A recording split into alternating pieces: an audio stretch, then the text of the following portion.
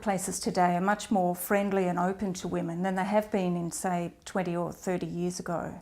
Back then, women would have experienced a lot more sexism and discrimination and harassment than they do today. Nevertheless, there's still a long way to go. For example, over 50% of graduates are women, and yet when you look at senior levels in organisations, only about 9% of senior roles are actually held by women, and only about 4% of board directorships are held by women. On the international stage, the World Economic Forum has found that whilst women in Australia are some of the most well-educated women in the world, women only rank about 16th when it comes to economic participation and a mere 36th when it comes to political empowerment.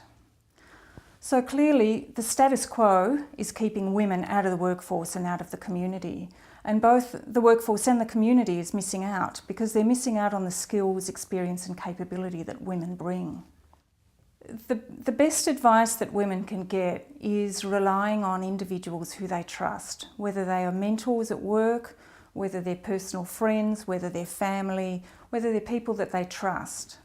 Being clear about what you want in your career is important, and then having people who you can trust to talk to about difficulties you're experiencing, roadblocks you might be facing, or opportunities that might present themselves is really very important. There's a very good example in the book Sideways to the Top about a woman who has broken through the glass ceiling. And that one is Teresa Gattung, who was the former CEO of Telecom New Zealand.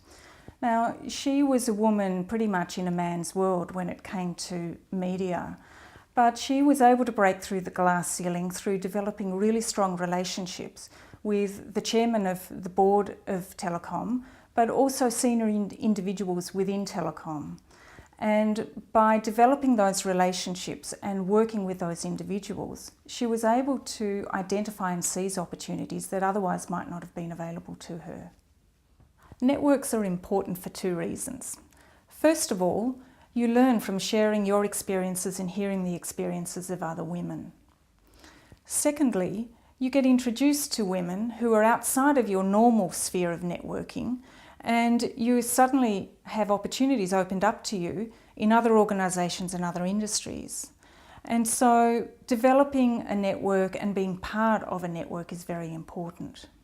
The other important thing is to choose organisations that can be seen to accept and embrace diversity.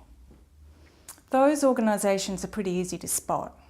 They usually have women in a whole range of positions throughout the organisation, not just in positions traditionally held by women, like human resources or marketing. You'll find that they appoint women to tough operational roles. So they're in key decision-making roles and they're making decisions about key strategic issues in organisations. They're the organisations to look for. In addition, they'll have good practices and policies around ensuring diversity when they're filling a vacancy, and they generally measure and monitor targets for women.